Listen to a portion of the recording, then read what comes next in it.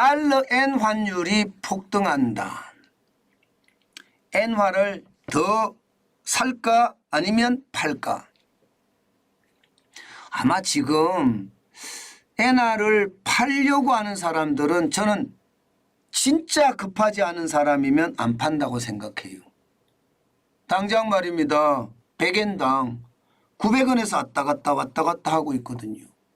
예, 900원 밑으로 떨어질 때도 있고요. 900원 위로 올라왔을 때도 있고요. 그러면 지금 엔화가 우리 원화에 대비해서는 굉장히 강세라는 이야기인데 강세라는 이야기를 그냥 쉽게 말입니다. 우리가 용인할 필요가 없지요. 더 많은 원화를 주고 더 많은 원화를 주고 엔화를 사야 되는 것이 아니라 더 적은 원화를 주고 엔화를 사야 되니까 원화가 강세라는 뜻이네요. 그죠? 원화가 강세. 엔화가 강세가 아니라 엔화는 약세죠. 약세. 자, 그러면요. 엔화를 계속 이렇게 약세로 둘까요? 일본 중앙은행이 말입니다. 지금 일본 중앙은행은요. 금융정책결정회의를 오늘이죠. 오늘 열 겁니다. 그러면 여기서 무슨 이야기가 오갈까요? 엔화 약세를 강세로 바꿀까요? 아니면 지금처럼 그냥 가만히 둘까요? 현재까지 시장에서는요. 아마도 이렇게 되지 않을까. 금융정책결정회의에서 장기금리 변동 용인폭을 확대하지 않겠느냐. 이렇게 지금 현재 시장에서는 예측합니다. 장기금리 변동 용인폭을 지금 현재까지는 1% 이상 가도 무방하다. 이렇게 이야기를 했거든요. 이것을 1.25%까지 또 늘리지 않을까 하고 말입니다. 현재까지는요. 공식적으로는요. 2022년 12월 플러스 마이너스 0.5%가 이게 기본이에요. 지금 2023년 7월에 플러스 마이너스 1%라고 제가 써놨는데요. 7월에 말입니다. 플러스 마이너스 1% 근접해도 용인하겠다. 이렇게 일본 정부가 이야기를 하고 일본 은행이 이야기를 했거든요. 그런데 이것이 말입니다. 이달에 플러스 마이너스 2.5%까지 되지도 않을까. 뭐 이런 예측을 지금 하고 있는 겁니다. 그러면 10년 만기 일본의 국채금리가 어떻게 될까요? 장기금리 변동 용인폭이 확대가 되면 지금 0.891% 10년 만기 국채금리가 더 올라가도 된다는 이야기죠. 더 올라가도 된다. 자, 여기에서 우리가 느껴지는 거 있으시죠? 국채금리가 올라가면 어떻게 된다고요? 당연히 민간금리는 올라갈 수밖에 없다. 채권의 금리가 올라가면 은행채, 그죠? 국채는 은행채보다는 쉽게 말하면 강합니다. 더 안전하고. 그럼 은행채는 그렇기 때문에 이자를 더 많이 줘야 돼요. 그러면 국채보다 은행채 이자가 더 많다고 가정을 해보면 은행 입장에서는 고객들에게 대출을 해주려고 그러면 은행채를 발행해서 자금을 조달해 와야 되는데 그 자금을 조달할 때 자금 조달 비용이 커진다는 이야기잖아요. 자금 조달 비용이 커진다는 얘기는요. 결국은요. 대출금리가 올라간다는 이야기입니다. 대출금리가. 그렇게 되면 엔화의 강세는 더 강해질 수가 있겠죠. 약해지는 것이 아니라 지금 말입니다. 10년물 미국 국채금리가 2013년 9월 이후 10년 만에 최고치거든요. 게다가 10월 30일 현재 0.891%까지 올라갔습니다. 채권의 금리가 아마 거의 말입니다. 우리가 보지 못한 금리까지 올라가고 있어요. 그러니까 시장에서는요. 당연히 말입니다. 이거 올려서 실질적으로죠. 사실상 금리 인상 효과를 노린다. 뭐 이렇게 얘기합니다. 만약에 이게 안 되잖아요. 이걸 안 하면요. 아마도 말입니다. 아마도 YCC 정책에 대한 회기가 있지 않을까. YCC 정책이라는 간단한 겁니다. 지금 10년물 국채금리 변동 용인폭 플러스 마이너스 0.5%가 공식적인 기준이라고 말씀을 드렸죠. 이거보다가 만약에 10년물 국채금리의 변동폭보다 시장금리가 더 높잖아요. 그럼 일본은행이 다 사들입니다. 얼마나 사들이나? 무제한으로 사들이 무제한으로. 못 올라가게 막는 거예요. 금리를.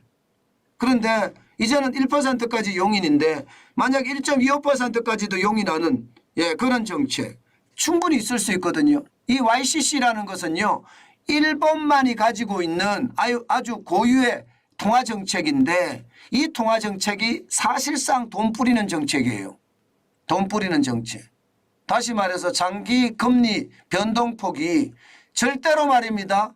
올라가지 못하게끔 막는 거거든요. 이것은 장기 금리가 어느 정도 지금 현재는 플러스 마이너스 0.5니까 0.5 이상은 올라가지 마라 하면서 채권을 무제한으로 사들이는 정책이니까 돈을 푸는 정책이나 다름없습니다. 아마 그런데 이번 금융정책결정회의에서 바로 이 부분에 대한 수정은 있지 않을까. 뭐 그런 예측까지 나오고 있거든요. 앞서 말씀드린 것처럼 장기금리 변동 용인폭을 올리든가 이게 가장 유력하게 보이지만 이게 가장 유력하게 보입니다. 그렇지만 YCC 정책에 대한 어떤 개선된 점을 좀 찾아내지도 않을까 이렇게도 예상을 하고요. 또 하나 뭐 작년 말처럼 말입니다. 일본의 외환시장 개입도 일어나지 않겠느냐. 10월 12월 중에 말입니다. 적어도 말입니다. 작년에 600억 달러 일본 돈으로 9조 엔을 시장에다가 풀었는데 아마 이런 시장에 푸는 이야기까지 안 나올까. 이거는 뭐 당연히 저는 있을 수 있다고 생각합니다. 이거는 장기금리 변동폭의 어떤 영입폭을 더 확대하든지 안 하든지 YCC 정책을 아마 고수할 거예요. 절대로 YCC 정책을 놓지 않을 겁니다. 근데 YCC 정책을 고수하겠지만 그러든 안 그러든 시장에 개입은 할 수밖에 없다. 아마 시장에 이미 개입을 했을 수도 있다. 저는 그렇게 생각을 하고요. 최종적으로는요. 결국 기준금리를 이제 0% 마이너스에서 0%로 맞추자. 이게 아마 핵심적인 수단이 아닐까 싶어요. 일본의 기준금리가 0%가 되면요. 2010년 5월 이후에 처음으로 0%가 되거든요. 그렇게 됐을 때 엔화의 가치는 어떻게 될 것인가. 뭐 생각을 안 해도 여러분 아실 수 있을 거예요. 생각을 안 해도. 엔화가 가치가 올라가면 당연히 말입니다. 엔달러 환율은 떨어지겠죠. 지금 말입니다. 10월 30일에 149.07까지 빠졌습니다. 지난 10월 26일에 150.40으로 엄청나게 올라갔다가 말입니다. 이렇게 빠진다는 건 결국은 말입니다. 금융정책결정회의에서 뭔가 대책이 나올 수밖에 없다 이런 이야기니까 엔화가 강세를 약간 띈다 이렇게 보이면 될 겁니다. 원화의 환율도 마찬가지입니다. 원화의 환율도 보면 지금 계속 896원대 그 밑에 움직이다가 지금 903.82까지 올랐거든요. 이것은 말입니다. 일본은행에 어떤 정책이 나올 것인가에 대한 어떤 관심사가 여기에 반영이 됐다 이렇게 생각을 하시면 될 것 같습니다. 그래서 늘 말씀을 드릴 때 저는 그렇게 말씀을 드려요. 엔화를 살까요 팔까요 이렇게 말을 하면요. 여윳돈으로 하시라고 제가 말씀을 드렸는데 여윳돈으로 엔화를 샀습니까? 이러면 여윳돈으로 샀습니다. 그럼 팔지 마세요 이럽니다. 그런데 저는 돈을 빌려서 샀습니다. 제가 말씀드릴 수가 없습니다. 이렇게 말합니다. 돈을 빌려서는 저는 사지 말라고 말씀을 계속 드려왔거든요. 무조건 여윳돈입니다. 그리고 지금은요. 엔화를 계속 좀 가지고 있어야 될 판이거든요. 지금 상황 자체는 앞으로 좋아질 겁니다. 그런데 지금 당장이 안 좋아진다고 해서 급하게 무리하지 마시고요. 저 같으면 오히려 여윳돈이 있으면 엔화를 좀 더 사겠다. 저는 그런 생각도 들거든요. 여윳돈이 있으면. 물린다고 생각하지 마시고요. 여윳돈을 가지고 하면 물리는 것이 아닙니다. 근데 여윳돈을 가지고 안 하는 게 물리는 거예요. 이자 부담하려고 보면 진짜 정신없잖아요. 그렇기 때문에 여러분 제가 주식 투자든 투자는 여윳돈으로 해야 된다. 이 말씀을 제가 지속적으로 드리잖아요. 이게 여윳돈으로 안 하고 무리하게 돈을 빌려서 하잖아요. 그것은요. 결국 말입니다. 결국 본인의 돈이 묶이는 그런 최악의 상태가 될 거다. 그 말씀을 드리고요. 엔화를 사더라도요. 계속 분할 매수하고요. 분할 매도하는 거 잊지 마시고요. 중요합니다. 분할 매수와 분할 매도는 굉장히 중요한 요소예요. 예, 투자에 있어서 그냥 훅 팔고 훅 사들이는 그런 최악의 선택은 하지 않았으면 좋겠습니다. 그만큼 말입니다.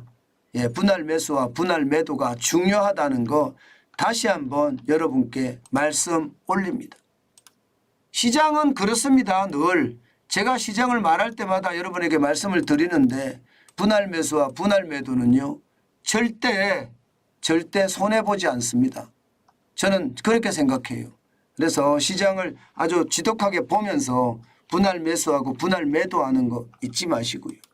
그것만이 여러분들의 재산을 더 늘리는 요소가 아닐까.